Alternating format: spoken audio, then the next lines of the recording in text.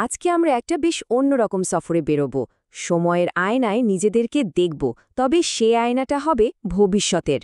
চলুন এমন এক দৃষ্টিকোণ থেকে নিজেদের দেখি যা হয়তো আমাদের অনেক চেনাজানা ধারণাকেই নাড়িয়ে দিতে পারে। এই প্রশ্নের উত্তর খোঁজার সবচেয়ে ভালো উপায় কি জানেন? প্রথমে এটা খতিয়ে দেখা যে আমরা নিজেরা অতীতকে কিভাবে দেখি। কারণ ইতিহাসকে দেখার আমাদের এই ভঙ্গির মধ্যেই হয়তো লুকিয়ে আছে সে সূত্রটা। ভবিষ্যৎ আমাদের কিভাবে দেখবে? আমরা যখন প্রাচীন বা মধ্যযুগের দিকে তাকাই, তখন এমন অনেক কিছুই চোখে পড়ে যা সেই সময়ের মানুষের কাছে হয়তো ছিল খুবই স্বাভাবিক, কিন্তু আমাদের আজকের চোখে সেগুলো রীতিমতো বর্বর আর অমানবিক বলে মনে হয়। যেমন ধরুন, দাসপ্রথার কথাই ধরা যাক। মানুষকে একটা পণ্যের মতো কেনাবেচা করা হচ্ছে, তাদের কোনো স্বাধীনতাই নেই। ভাবা যায়? এটাকে তো আমরা এখন একটা চরম নৈতিক অবক্ষয় ছাড়া আর কিছুই ভাবতে পারি না। আবার ধরুন, ধর্মীয় গোড়ামির দোহাই দিয়ে নতুন বৈজ্ঞানিক চিন্তাভাবনাতে থামিয়ে দেওয়া বা মুক্ত চিন্তার পথটাই বন্ধ করে দেওয়া, এই ব্যাপারগুলোকে আমরা তো সোজাসাপটা প্রগতির ওপর একটা আক্রমণ বলেই মনে করি, তাই না? এই যে দেখুন, কঠোর বর্ণপ্রথা থেকে শুরু করে নিম্নস্ব সামন্ততন্ত্র পর্যন্ত এগুলোই ছিল তখনকার সমাজের কাঠামো।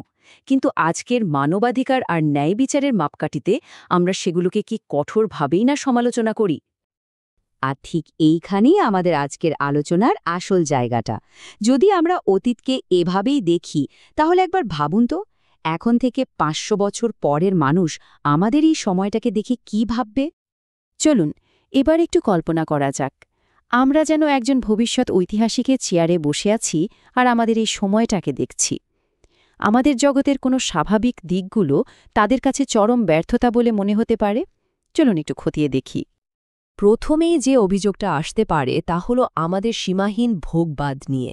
এই যে ফাস্ট ফ্যাশন, একবার ব্যবহারযোগ্য প্লাস্টিকের ছড়াছড়ি আর প্রাকৃতিক সম্পদের অবিরাম শোষণ, ভবিষ্যতের চোখে এটা হয়তো একটা বিপর্যয়কর বোকামি ছাড়া আর কিছুই মনে হবে না।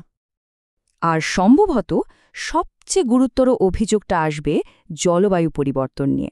ভবিষ্যৎ প্রজন্ম হয়তো অবাক হয়ে বলবে, ওরা সব জানত যে ওদের গ্রহটা পুড়ে যাচ্ছে, কিন্তু নিজেদের রাজনীতি আর ব্যবসার জন্য চুপ করেছিল।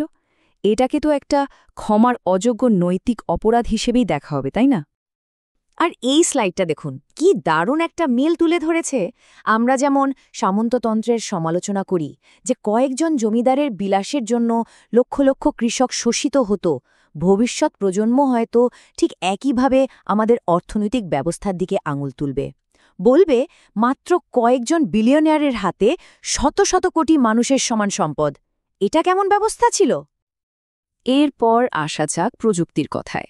যে প্রযুক্তি সরকার আর বড় বড় কোম্পানিকে আমাদের জীবনের প্রতিটা মুহূর্ত নজরদারি করার সুযোগ করে দেয়, আমরা কিন্তু সেটাই স্বেচ্ছায় গ্রহণ করেছি। ভবিষ্যতের চোখে এটাকে হয়তো অগ্রগতি বলা হবে না, বলা হবে স্বাধীনতার স্বেচ্ছা মৃত্যু।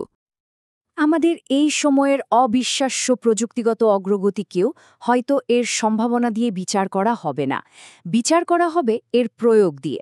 এগুলো কি আসলেই মানুষের ভালোর জন্য ব্যবহার হয়েছিল, নাকি মুনাফা, নিয়ন্ত্রণ আর সামাজিক বিভেদ তৈরির জন্য? সোশ্যাল মিডিয়া কি আমাদের জুড়ে ছিল, নাকি আরও একা করে দিয়েছিল? এই প্রশ্নগুলোই উঠবে। আমরা তো অতীতের ধর্মযুদ্ধের কথা শুনে শিওরে উঠি, তাই না?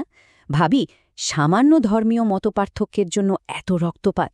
কিন্তু ভবিষ্যৎ সমাজ হয়তো আমাদের জাতীয়তাবাদ আর সীমান্ত নিয়ে লড়াই দেখে একই কথা বলবে। তারা হয়তো এর মধ্যে খুব বেশি পার্থক্যই খুঁজে পাবে না। তবে সবচেয়ে বড় সমালোচনাটা হয়তো আসবে আমাদের অগ্রাধিকার নিয়ে।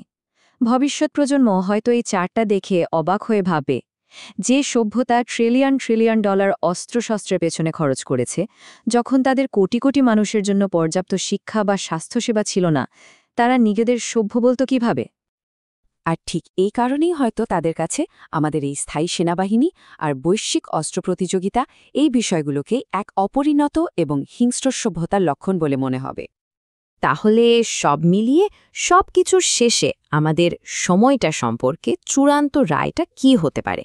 ইতিহাস আমাদের কিভাবে মনে রাখবে? ভবিষ্যতের দৃষ্টিকোণ থেকে রায়টা সম্ভবত বেশ কঠোরই হবে। তারা হয়তো বলবে, এটা এমন একটা যুগ ছিল যাদের কাছে নিজেদের সব বড় সমস্যার সমাধান করার মতো প্রযুক্তি ছিল, কিন্তু তা করার জন্য যে নৈতিক আর সামাজিক প্রজ্ঞাটা দরকার সেটাই ছিল না। এটাই হয়তো সেই অস্বস্তিকর সারসংক্ষেপ। এমন একটা সমাজ যা প্রযুক্তিতে অসম্ভব উন্নতি করেছিল, কিন্তু নৈতিকতা, ন্যায়বিচার আর দূরদর্শিতার মতো মৌলিক পরীক্ষাগুলোতেই ফেল করে গিয়েছিল। এই পুরো আলোচনাটা শেষ পর্যন্ত আমাদের প্রত্যেককে একটা গভীর ব্যক্তিগত প্রশ্নের সামনে এনে দাঁড় করিয়ে দেয়।